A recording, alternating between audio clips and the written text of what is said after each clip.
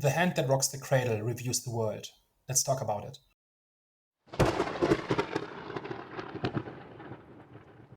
Hello, everyone. Welcome back. We are back, the Eye of the Storm podcast. Today, we're here to talk about The Hand That Rocks the Cradle 2025. But before we get into that, Daniel, do you want to give the people a movie recommendation? So this might be foreshadowing, but the best thing I watched last week was The Hand That Rocks the Cradle, the 1992 version, which is basically the story that a family takes in a maid. That maid turns out to have sinister motives and begins driving a wedge between the mom and the rest of the family, and the psychological and emotional fallout that comes from that. So it's kind of a little bit difficult to say why I like this movie without going over what was not as great about the remake, but it's just a very intentional and very well made psychological drama that very gradually portrays kind of the scheme by this nanny to drive a wedge between this family. I think it's a classic for a good reason, and I had not heard of it before we decided to talk about the remake. But I'm glad I watched it. It's a good watch, and I think it's worth revisiting. So that's my pick for the week. Hmm. Interesting. We'll certainly be talking about that when we get to the review. For myself, I think, well, it was actually a difficult week of trying to watch stuff, mainly because I kept putting stuff on and I kept falling asleep while watching it. So I tried to watch Court Stealing, which came out earlier. We do have a review for that. I didn't quite make it for that, but you can check the guys' thoughts on that in one of our previous episodes. One of the big hidden gems of this year. Like that movie absolutely bombed and it doesn't deserve it. And if you like good dramas, good thrillers, you absolutely like it's absolutely worth checking out. It's a shame that it flopped so hard. Fair enough. So I definitely have to check that out again because I think I fell asleep about 10 or 15 minutes into the movie. It was a bad idea. Had some wine on a Saturday night about 10 p.m. I was never staying up for that movie. Before this, I was not sure that Austin Butler had lead actor material, and after watching it, I was convinced he did. Because in all the other movies, he kind of pouts at the camera and doesn't do very much, and here he actually acts his heart out. And that's one of the main things that holds up the movie aside from the excellent writing. It's probably in my top three this year so far. Okay, high praise. I did see him in Elvis, the Elvis Presley biopic, where he played Elvis, where he was the lead, and I think I've liked him in everything that I've seen him in so far. Even movies like The Bike Riders, of course, doing as well. So yeah, one that I will check out again at some point. But I did watch about 30-40 minutes of The Roses, and it was quite interesting. So it kind of paints a story of this successful architect meets love of his life, his wife, who's works in a restaurant. They move to America, have a bunch of kids, and then one evening a storm happens and disaster strikes for him. This, his magnum opus, this incredible building that he's created collapses in the storm. And at the same time, his wife, who just had like a casual, restaurant by the beach, which didn't have many customers, suddenly had an influx of loads of customers because of the storm, because people needed shelter from the storm. One of those customers was a food reviewer, and that one night completely changed both of their fates, where he lost everything and she gained everything. And the movie then kind of follows the fallout of that and how the couple deal with the man kind of losing his identity whilst the wife reaches like new levels of fame and adulation, etc. And it's just about how they kind of manage that in their relationship. So I'm about 40 minutes into it. Of course, it's got Benedict Cumberbatch in it, who's a fantastic actor. The wife in it, she is a famous actor as well. I can't remember her name, which is a bit of a crime. Both really good acting, really good chemistry between the two of them in the early parts of the movie. And I'm at the point where, the big events happened, and I'm really looking forward to seeing how crazy the ride gets. Because from the trailer, it looks like it gets pretty wild between the two of them. So very much looking forward to finishing that movie. Yeah, it looked a little bit like a relationship drama, like a marriage falling apart. Unless I'm confusing it with a different movie, but it's not really that. It's more like the wife's success kind of drives a wedge between them, or what's going on. Yeah, exactly. So it's not as simple as just a marriage falling apart. I think there's definitely elements in there that elevate the narrative. Like you say, the wife's success, where previously she was like the stay-at-home mom and just had this restaurant as a bit of like a side gig to keep her busy, and he was again this big architect, had everything, had all the money and everything. Kind of dealing with one, a loss of like self and loss of self identity in in the man. I don't want to comment too much about necessarily on her part, 'cause, like when the initial event happens, I think we focus on him a lot in terms of like how he's dealing with it, how he's coping. Again, you have that element of like social media in there, and like he's kind of rewatching his failure over and over again and stuff like that. And I haven't quite got to the point where it focuses on her and her success, etc. So I don't want to comment too much on that just yet. But yeah, it seems a little bit more complex than just a marriage falling apart for no reason, essentially. And I think it definitely has really good elements to it. But yeah, I guess moving on to main event. So, The Hand That Rocks the Cradle is a thriller movie about this family that is kind of struggling, where specifically the wife is struggling kind of with the duties of being a suburban mom and her job as a lawyer, and they're about to have a child, or they have a child at the beginning of the movie. And in order to deal with the stresses of this life, they take in a nanny who has fallen a little bit on hard times and initially is a big help. And then it turns out that she has a seemingly a sinister motive in which she starts undermining the mother and sabotaging their family and driving a wedge between the mother and the rest of the family. Kind of replacing the mom in the eyes of the children, and trying to get closer to the father and stuff like that. And the story is essentially this power struggle or this intrigue between the wife and the nanny, until things come to a head and tensions escalate and the true motives start to become revealed. So, what did we think of The Hand That Rocks the Cradle? I actually enjoyed this movie for what it was. Uh, and it's funny because like I watched the movie, I was like, oh, this is not a bad movie. This was quite interesting. I think it does a lot of cliche things in there. And then I went online and I saw everyone absolutely trashing it and comparing it to the original, and I was like, okay, I might be alone in that opinion. And that's not to say when I say I like it, it's that it's amazing or it does anything, extremely well. But I think for a streaming movie, which, I'll kind of give it a bit of slack because it's just a streaming movie and it didn't have like this big theatrical budget, etc. I thought it did what it needed to do just to kind of provide some light entertainment for an evening. I think Polly's character was there's like kind of like two sides to her. There's two sides to Polly. There's the one that has to be like charming and win everyone on her side, and then there's obviously the more sinister side where she's a little bit more what's the word for it? Not vindictive, or she's like a little bit more conniving and like a little bit cunning in her actions. If those are the right words, I think she did the kind of sinister and the more cunning side of it well, and that side of her where she kind of needed to be a little bit more warm, a little bit more charming, and like sort of win everyone on their side. I kind of felt like she just came across weird in those scenes, and it kind of reminded me of like Batman when people say, "Can you do the Batman and the Bruce Wayne?" And in this situation, she could do the Sinister, but I didn't really quite buy that. This is the type of person that you can like really take to and want to invite into your home and like have them look after your kids, etc. She just seemed quite weird. So, your big takeaway is Maika Monroe should not play Batman? That is exactly what I'm saying. Is that she doesn't have the chops to be Bruce Wayne, pretty much.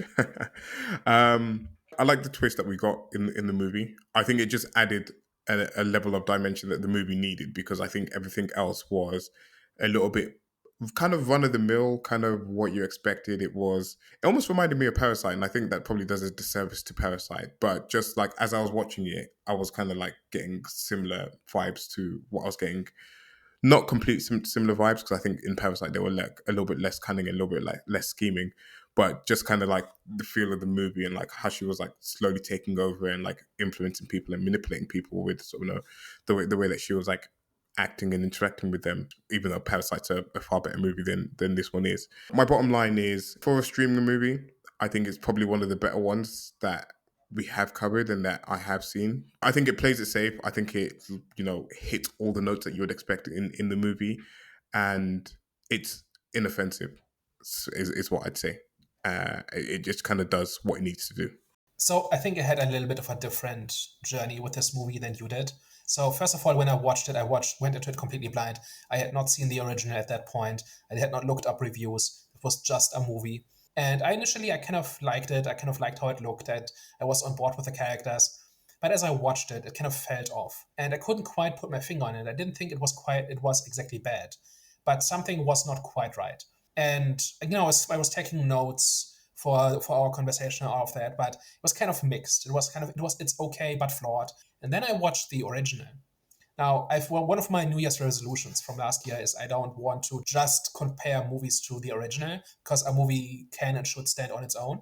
But sometimes watching the original and comparing the remake to it very closely can be very instructive for what thought process went into making this movie and why it is the way it is. And once you put those two movies next to each other, everything falls into place. So everything that rubbed me the wrong way about this one, about weird story beats and weird lines and just choices that I didn't think were quite right, it all made sense because the first movie is much better plotted.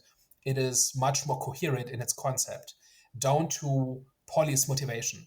They broke Polly's motivation, and we'll get to that in the full discussion. But they kind of kept bits and pieces from the original, and then didn't like do another pass over the story and made sure it all made sense. So I think the moment to moment quality of it is fine. It looks good. I think it's decently well acted. It's not a chore to watch.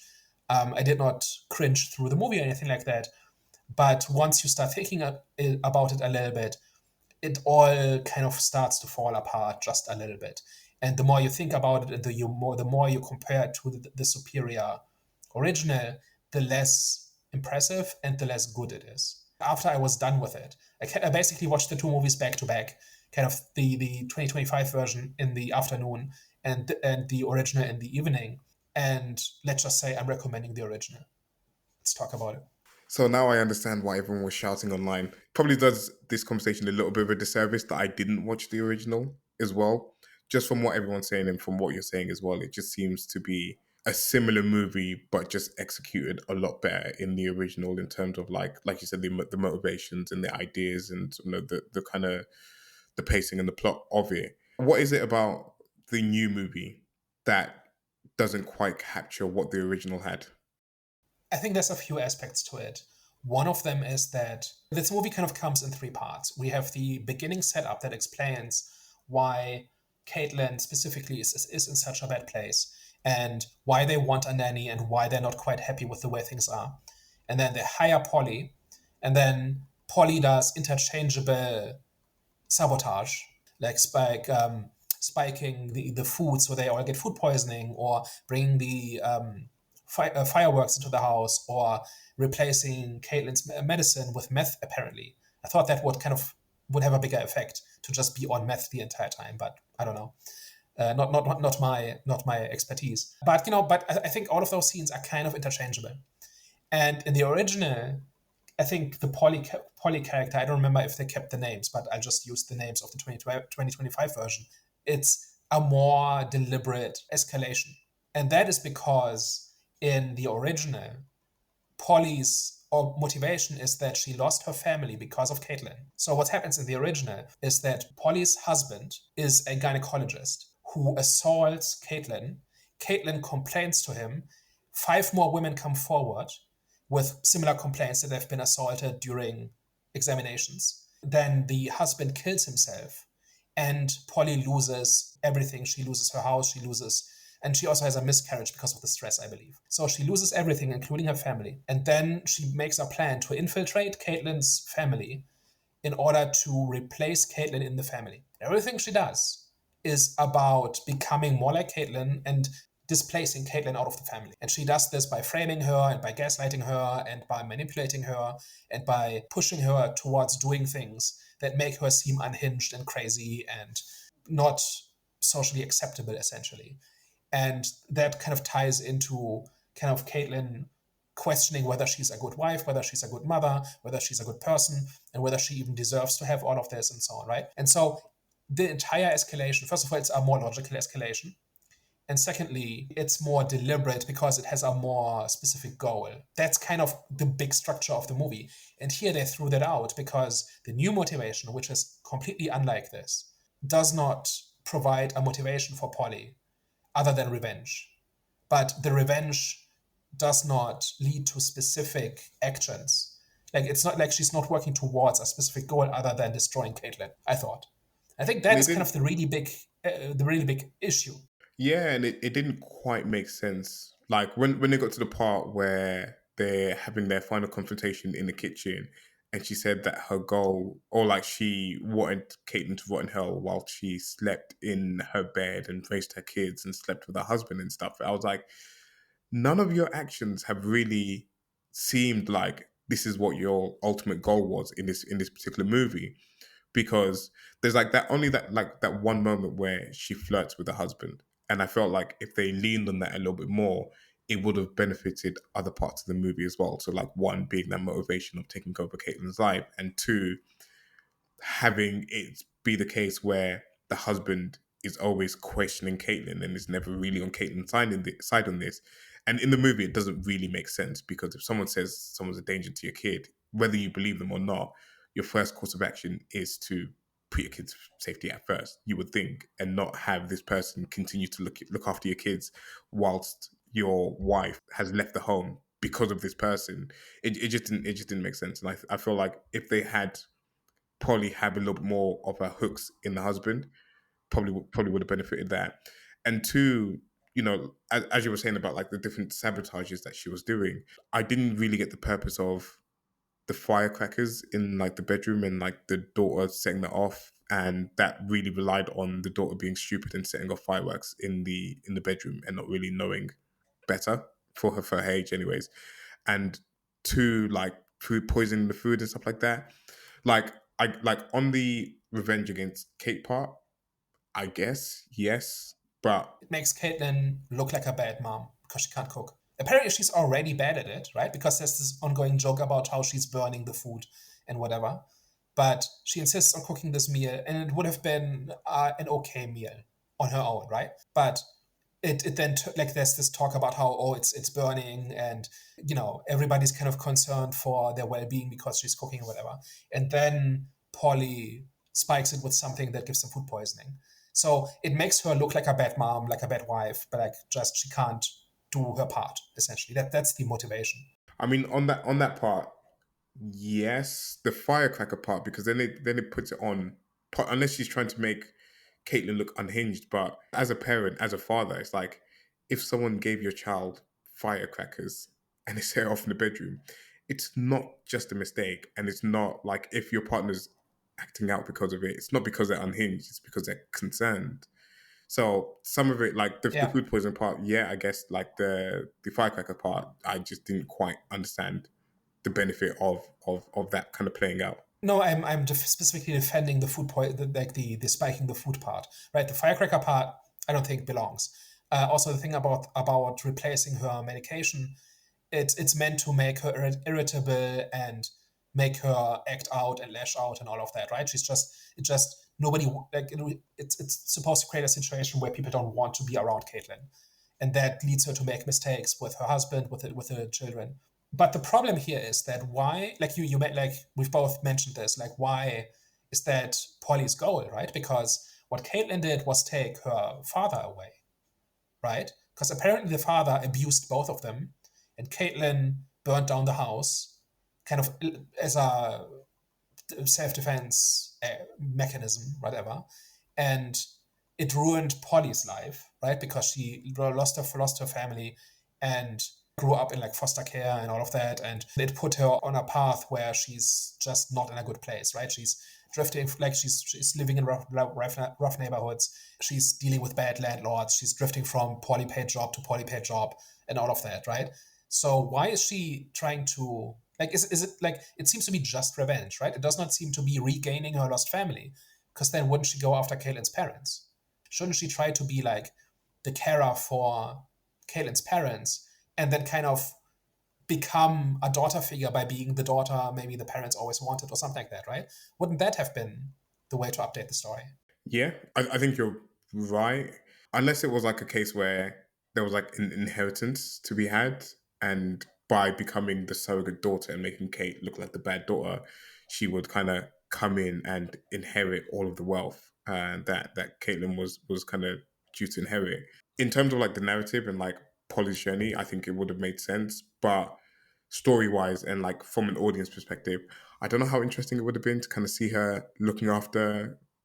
I guess it maybe would have added a little bit more tension because her parents would have by the age she is in this movie would have been a little bit older. Obviously, if they need the level of care, maybe could have had like dementia and stuff like that. So like they're trying to like warn Kate and stuff like that. I don't know. I don't know how it would have played out. I do I do agree that the think there's narrative something. doesn't quite fit in terms of like where she came from and how and like what her ultimate goal was. I do think you would have to rework the entire story to do this, but I'm just saying, if the goal is to get back what Caitlin took from her, then going after the parents is the play. And I would also watch that movie, right? If you are getting into that age where you start having to worry about your parents, right? Like this is like something that's relatable to just about anybody who is in about the age that Caitlin is at, right? It would absolutely work. You could absolutely tell a story about this where she's trying to be the good daughter, and it's just one more thing where she needs to be selfless, between her career and her husband and her child and all of that. And now she also has to be the good daughter, right? And then somebody comes along and just takes that away from her for no apparently good, like for no apparent reason. And then it turns out that there's this whole backstory. I'm just saying that would at least have made sense. Whereas here, it's very clearly a fragment from the original. And without that motivation, the actions don't make sense, is the problem. I don't disagree with that. All right, moving on. One of the problems with it is that I don't think the big reveal is foreshadowed at all. So in the original, again, I don't want to just talk about the original, right? But I think it's a good contrast. In the original, we see Polly lose her husband and her child, and we see how devastating it is for her. And so when she shows up at the family as the nanny, we know what she's lost and we know what she's after. And here, it feels like the reveal is just a sad story that is not set up, unless I missed it. Like this whole idea that Polly's father abused both of them. It did not feel to me like that was foreshadowed or set up at all. In the very beginning, we see a scene where a girl who apparently is 8-year-old Caitlin is burning down a house. And then we kind of fill in the blanks afterwards that this is Polly's house that was being burned down. I did not feel like there were any clues or foreshadowing or puzzle pieces with that slot into place in the end where you say, oh yeah, I get what's going on. Or did I just miss it? No, even when they touched on Caitlin's postpartum depression and like her husband says, "Oh, like you've been like dealing with stuff obviously when they had their kid." That's normal for women to suffer from postpartum depression, and you wouldn't really expect it to be linked to any childhood trauma. Anyways, I think it's just like something that you experience. So I agree. There wasn't. It really kind of took me by surprise. I was like, "Oh, that's an interesting twist," and I actually thought they were going to make Polly the hero in the story. And I was like, oh, was I rooting for the wrong person the whole time? And I was like, I don't actually want to root for Polly because Polly's a little bit weird in this movie. But I do agree. I don't think there was any foreshadowing. I don't think there was any way to even like tell that twist was coming. There was like no hint of any domestic abuse or like sorry, not domestic abuse, like child abuse or anything like that at all in the movie. And it really just kind of came out of nowhere. And like as I was watching it, like I just said, I was like, was I on the wrong team? Like was I meant to be rooting for the other person? At this point, who am I meant to be rooting for? Up until you get to the point where Caitlin's explaining that why she did what she did when she was younger, and obviously like it also happened to Polly because of what her father was saying to her, and then you kind of looking at it like, oh, they're both victims in this situation. But I don't know. I don't think the movie really does a good job of like laying any breadcrumbs for the audience to follow. That makes it interchangeable, that makes it generic, because it's not linked to everything else that happens in the movie, right? It could have been anything else. As far as Polly being sympathetic, I think maybe in the beginning she's a little bit sympathetic just because of how unlikable Caitlin is. Like she's running this household just in a way that just ticks all my boxes for people I don't want to be around, right? Like there's this whole thing about how stifling their lifestyle is and how image conscious they are to the point where they live for the perceptions from other people. And they live in this house that looks extremely sterile, right? Like it doesn't look like anybody actually lives there. Like they seem to have all the money in the world, but they're not doing anything with it to make their lives better. And then Caitlin has all of these rules about what food the children can have and all of that, right? And everybody kind of has to deal with it. And then Polly comes along and she's a little bit more intuitive, a little bit more free, and a little bit more in the moment. And so for a couple of minutes, I think she's kind of sympathetic and Caitlin even says at one point that Polly is the only person she knows who's a real person and who she can actually talk to. But I think that's kind of where it stops. And then it gets a little bit ambiguous when she starts giving the children the cupcakes, because she's clearly not meant to, but then again, she's breaking a rule that's kind of overly strict, and that one's a little bit on the line. And everything after that is very clearly over the line, right? When she makes a move on the father, when she gives them the formula, which seems kind of a big step, and then lies about not knowing that it was against the rules. And then we get to outright criminal stuff like spiking the food and replacing the drugs with meth, which I still can't get over. This seems like a much bigger deal than the movie portrays it as. Maybe I'm overestimating how big a deal meth is, but it seems to me like this is one of those drugs you don't just casually take. You know what I mean? Like, it should have an immediate and obvious effect, and it does not seem to have. And I think it should just put you on edge a little bit. I think it should actually mess you up, but I don't know. I'm not speaking from experience here. There's a very brief window in which Polly is actually likable and sympathetic, I thought. But that window closes very quickly. Yeah, I don't know. I got weird vibes from the very get go. Like I said, it was just like her face and like her response time to stuff, and like how she would just like stare. I don't know. It was just weird. Even like that whole scene with the kids and the cupcake and stuff. It just seemed a little bit unnecessary. Again, for what her ultimate goal was, it just seemed a little bit unnecessary.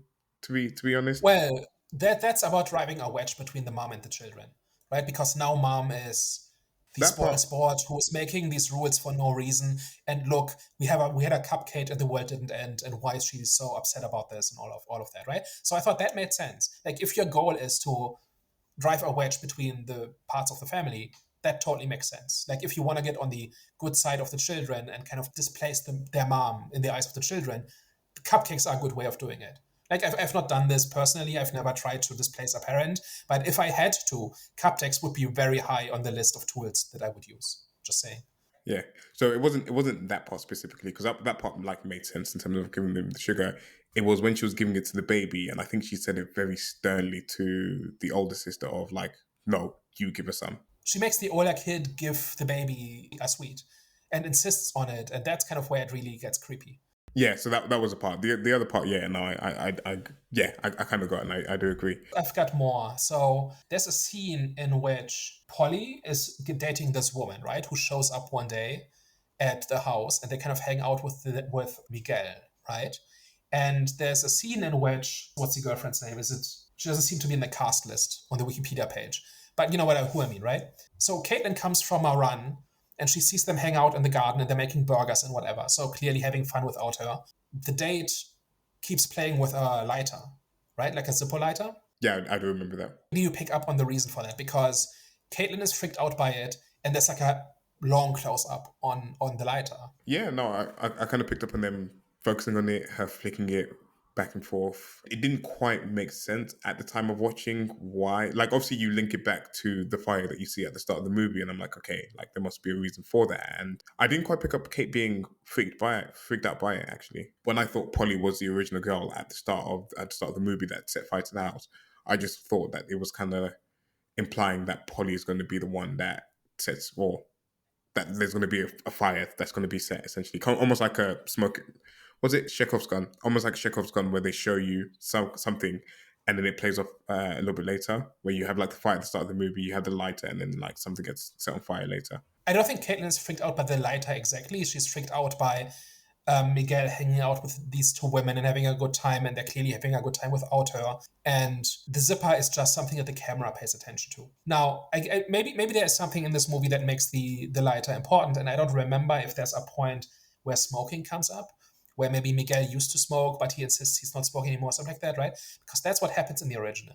In the original, Polly, I forget the exact logistics of it, but essentially she makes his clothes smell like cigarettes, and he's insisting he has not smoked in years, and he doesn't know where the smell comes from. It kind of just drives this wedge into Caitlin's mind. And then the lighter comes from a friend of Caitlin's, which is a very recognizable Zippo lighter, creating the implication that the husband is cheating on Caitlin with a friend. That is the significance, or when she finds the lighter in his pocket, She's bringing it to the cleaners or something, and she finds the lighter in the pocket, and it's very clearly not his lighter, but the lighter of her friend. And they both deny that anything is going on, which makes him look really guilty. Like, it's a whole thing. And I have a feeling, and it may be that I just missed a line, but I have a feeling that they kept they remembered about, okay, the thing about the lighter is something we have to put in there because it's from the first movie. But then we forget to motivate it. And so it just shows up and the camera makes it seem as if it's profound. But they didn't do the legwork. They didn't justify it. Now, I'm going to look really stupid if there's like a scene that I just missed. But that's what it looks like to me, because watching the original, it's very clear what the Zippo is about. And here it's not clear. I am very much with you on that. And again, I hadn't watched the original, and of course, you hadn't watched the original at the time that they were playing with this lighter. And the whole time, I was like, why are they like really focusing on her flicking it back and forth? Because like the whole context around that scene wasn't really about the lighter or like fire or smoke or anything. If anything, it was to do with the burgers that they were eating, and of course, like the husband was, meant to be avoiding eating like junk food and stuff. So it really had no relation to why she was questioning the husband or had any issues with the husband or anything like that. So again, the only thing that I could connect it to at the time of watching it was the fire at the start of the movie. But because nothing's really, and if the movie tries to claim that that's foreshadowing what happened and Caitlin was the one that set the fire at the start of the movie, it does a really poor job of it because there's no reaction from Kate unless I missed it to the lighter, to the fire, anything like that.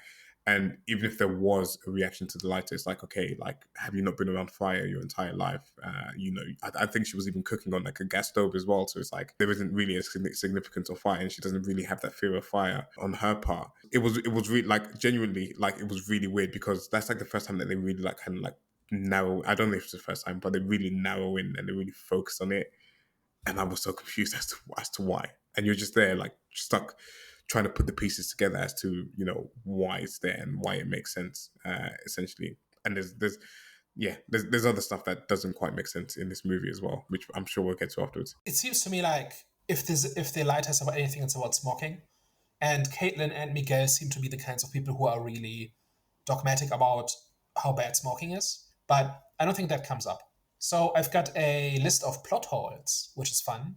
Shall I just go through them? I don't know if it's a plot hole. I'll let you go first and I'll bring it up afterwards. Yeah, so I've only got 3.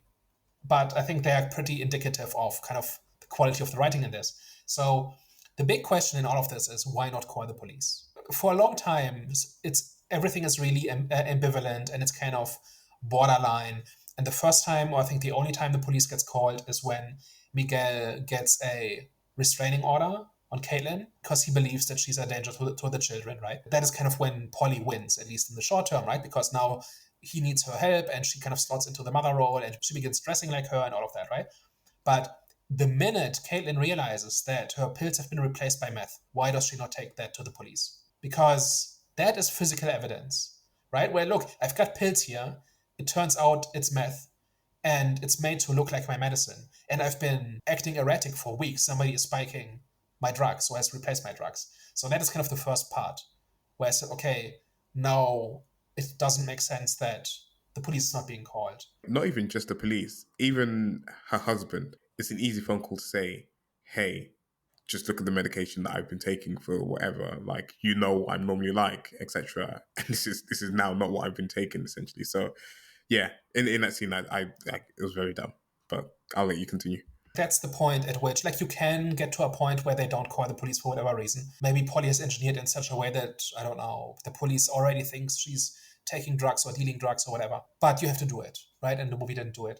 At the dinner scene, so we've got this couple they're friends with, and they're very much these upper middle class intellectuals, right? They talk about the Atlantic articles they read and all of that, right? At dinner and all of that. They have this whole verbal sparring between Stuart is the guy, right? And Polly.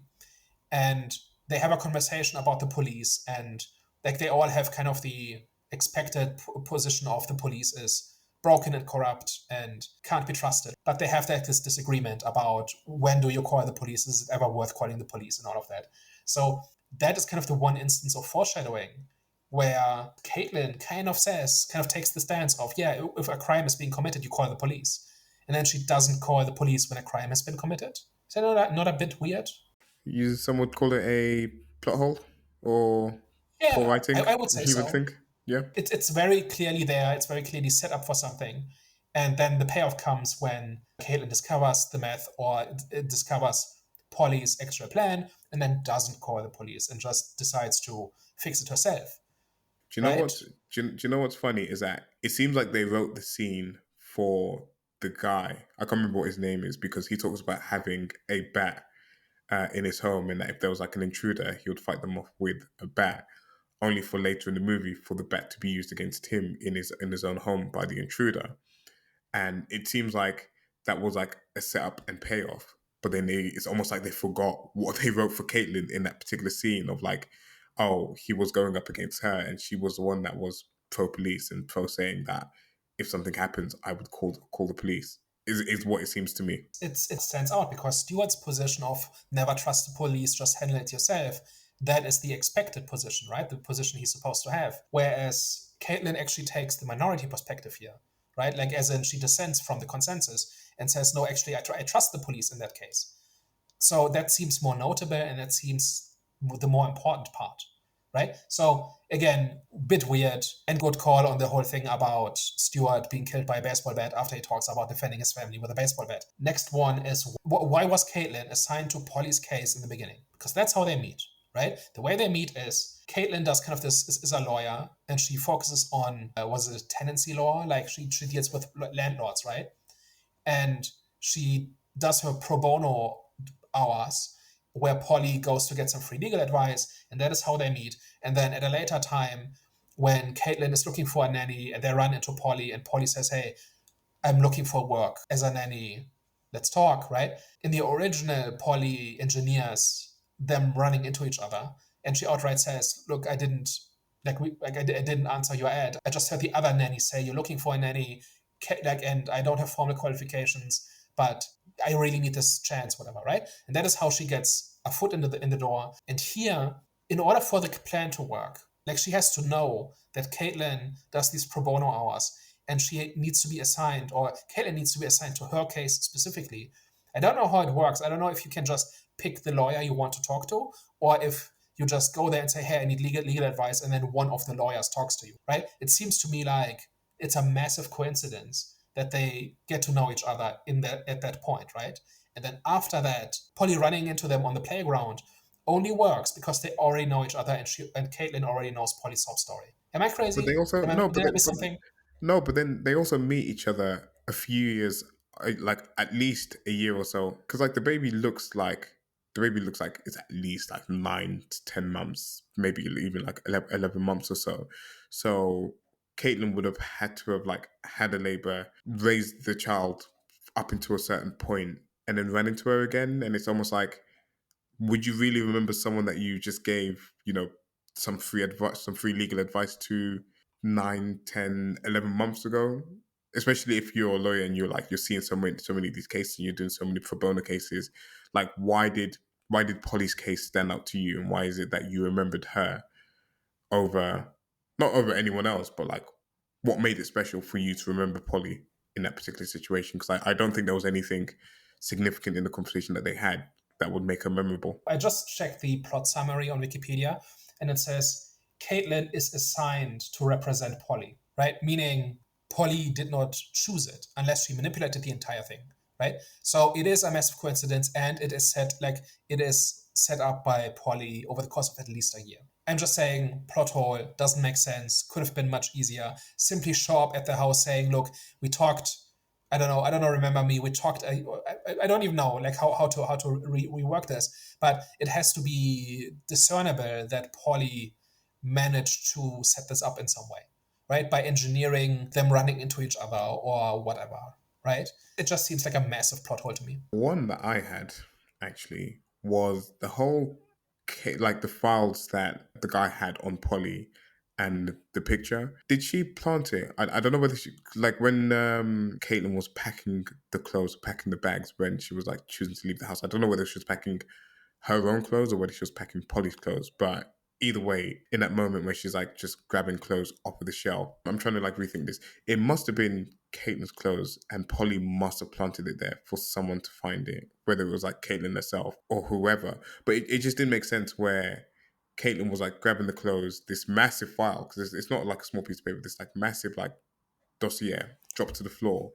along with the picture, and they just don't react to it like at all, and it just doesn't come up again until the daughter at the baseball game, for whatever reason, still had the picture on her and says, "Oh, here's a picture I found. Oh, and this is why Polly wants to get close to her family because she lost her family and she's like an orphan, etc."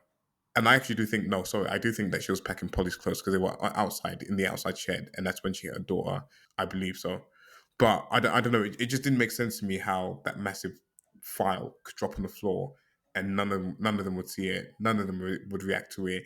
And if it was in Polly's stuff, how she wouldn't recognize, like, one, you'd have to put it away. And in that moment, you'd have to recognize that, oh, a document's got out, and like we don't see her react to it. We don't see her think, oh, like, oh shoot, what do I do in this situation now? Or like change her plan to sort of know to adjust to the new situation or whatever. It just seems like the daughter just has the picture and the rest of the files don't really get brought up. I don't know. I was really confused by that, and I don't know if you picked up on it. Yeah, I don't remember that part very clearly.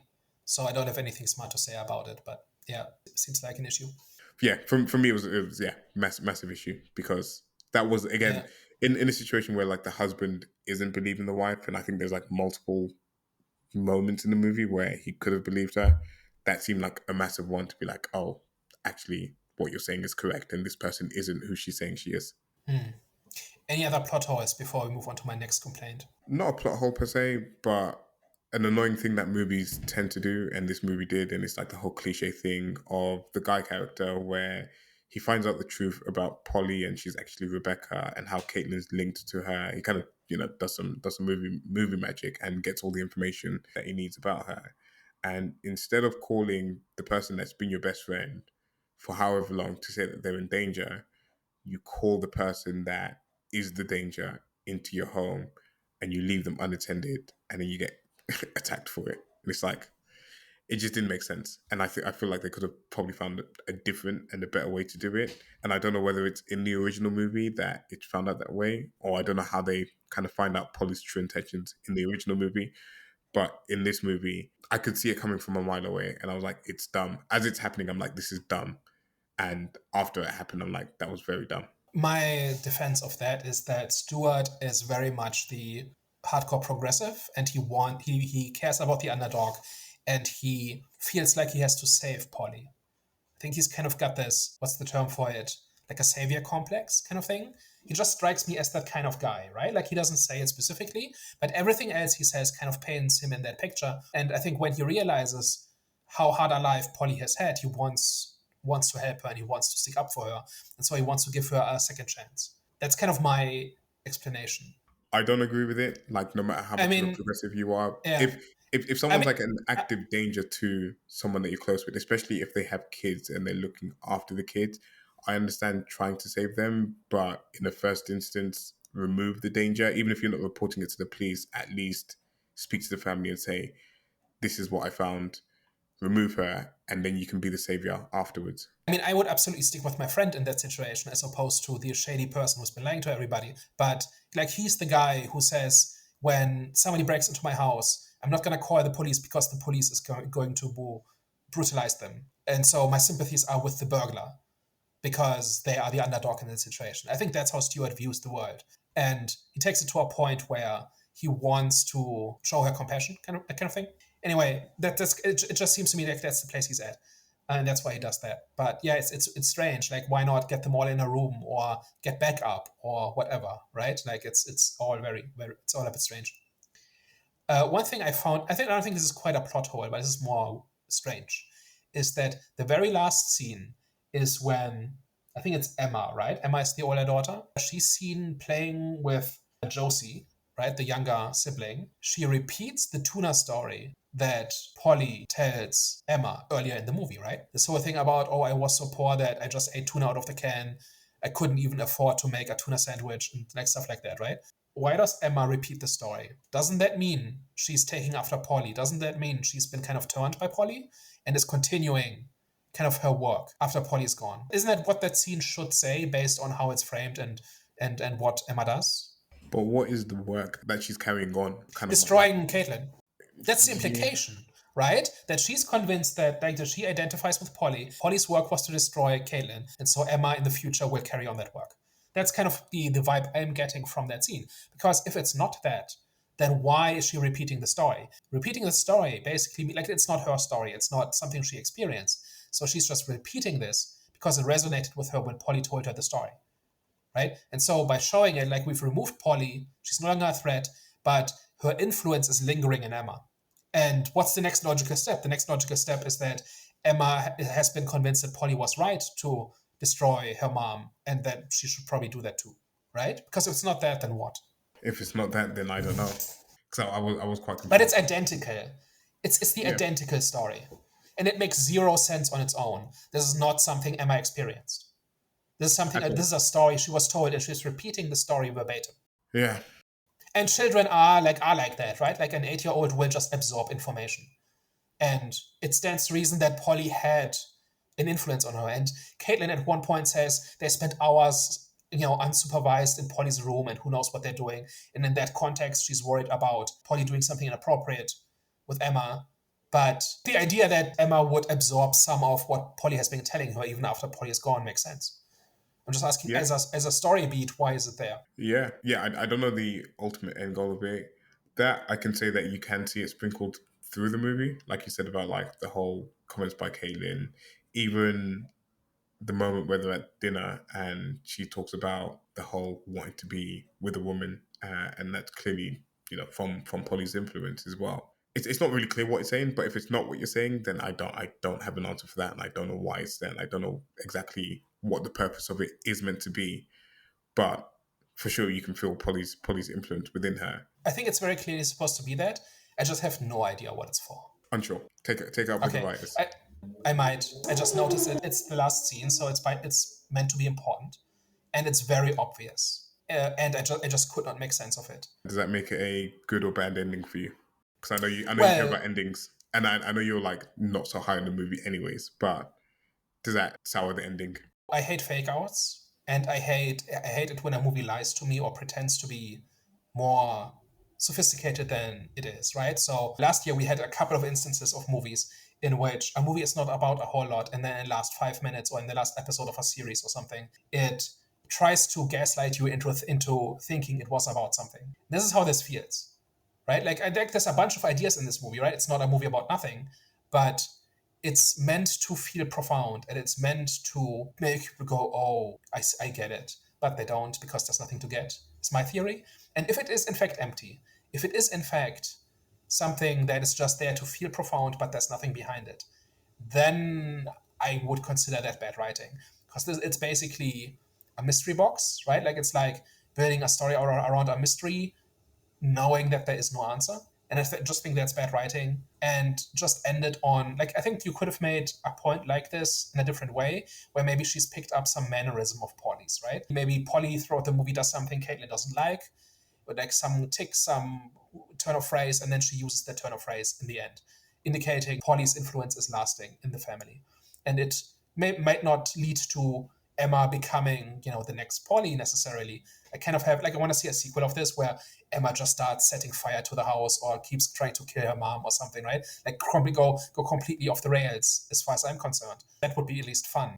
I don't know. It just leaving it at Caitlin may have won in the short term, but in the long term, Polly's influence is still with her daughter, and that makes it a defeat. That's kind of okay, but why does Emma choose this tuna story? Why is it important to her? You know what I mean? Like, it does not quite fit together.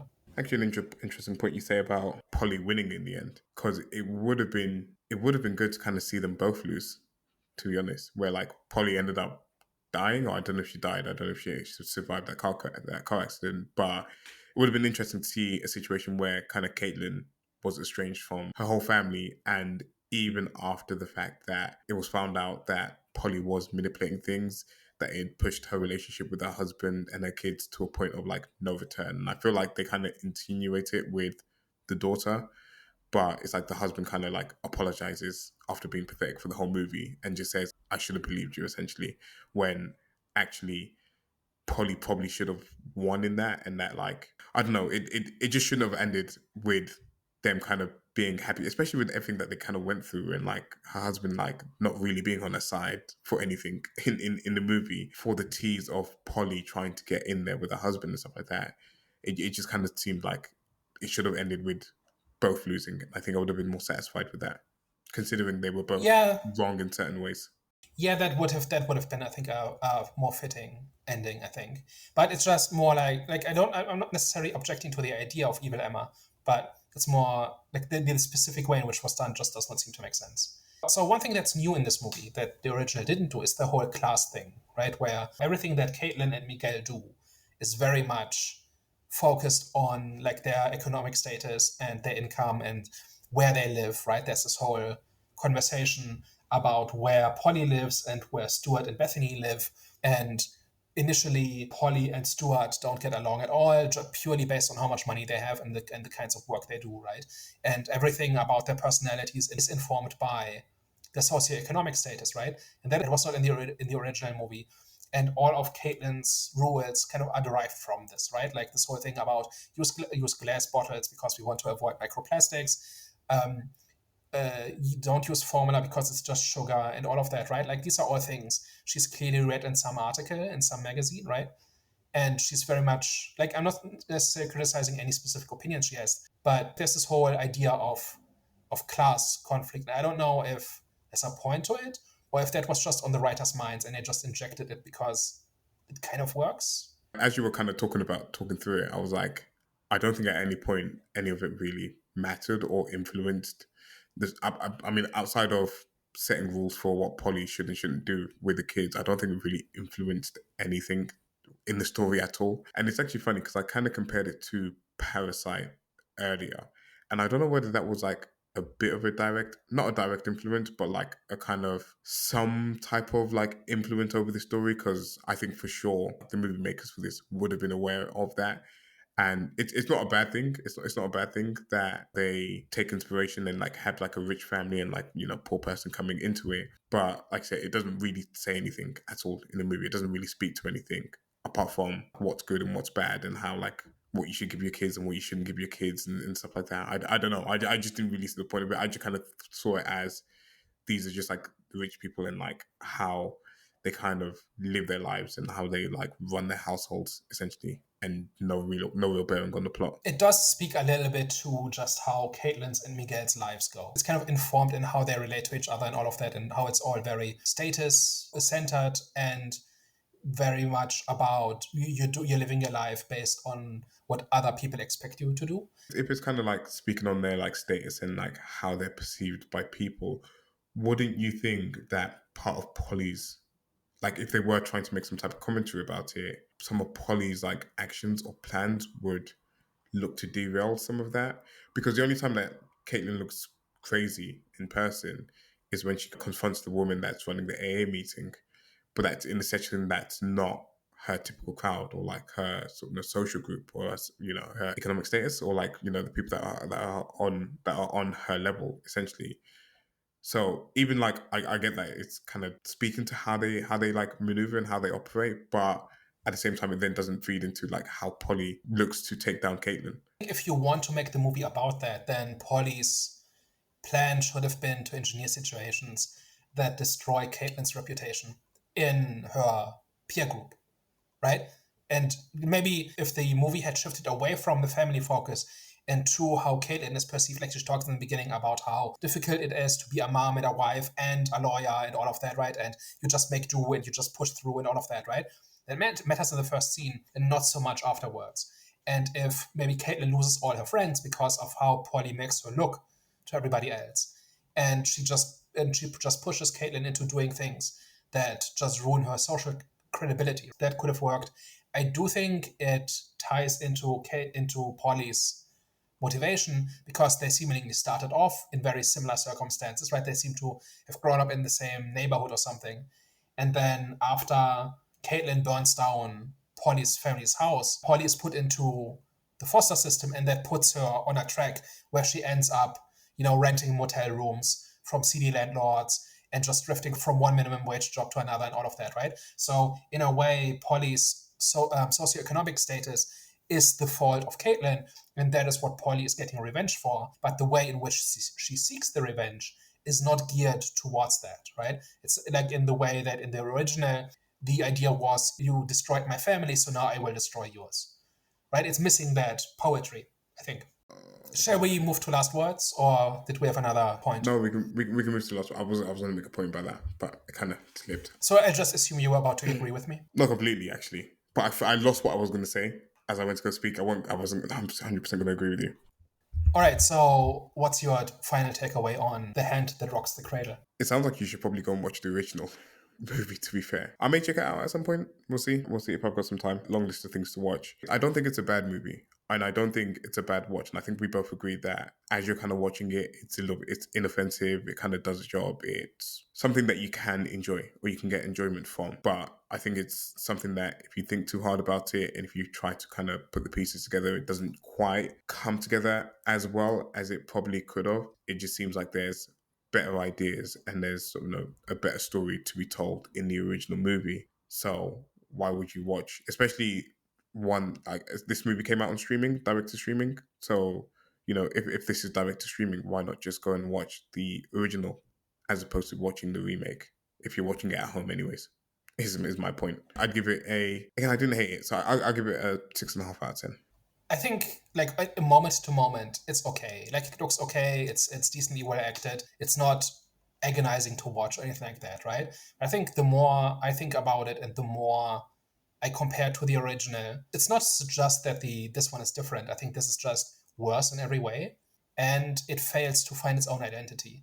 Where it's too close to the original to be really worthwhile, but it's too different to quite make sense. Where they change parts of it but not others, and motivations kind of get jumbled up and all of that, right? I just don't think this is a well-made movie. I think this is an obligatory remake of a movie that is well liked, that I think is just meant to cash in on name recognition.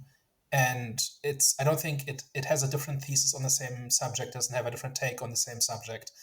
It tries to kind of modernize the original story because it's been 30 years, but then I don't think it really does so in an interesting way. And to the extent that it does, it has too many holes, it has too many fragments and holdovers and like vestigial parts from the original. So overall, that's a rating of watch the original out of 5. All right, guys. I guess with that, we reached the end of today's episode. As always, if you reach this part of the episode, we appreciate you pressing play. We appreciate you rocking with us and giving us a listen. If you liked what you heard today and you enjoyed our discussion, you should probably tell a friend. And if you hated everything and you thought we were chatting a bunch of nonsense, you should probably tell an enemy. We are the Eye of the Storm podcast. And I just thought of another rating. I give it a grave out of Cradle. Wait, what grave? Am I missing something? From cradle to grave kind of thing. Oh, yeah, from cradle to grave. Yeah. I'm not sure if it works, but then again, this movie doesn't either. So deal with it. Okay, it works. Yeah, it works. All right, guys. See you later. Ciao. Bye bye.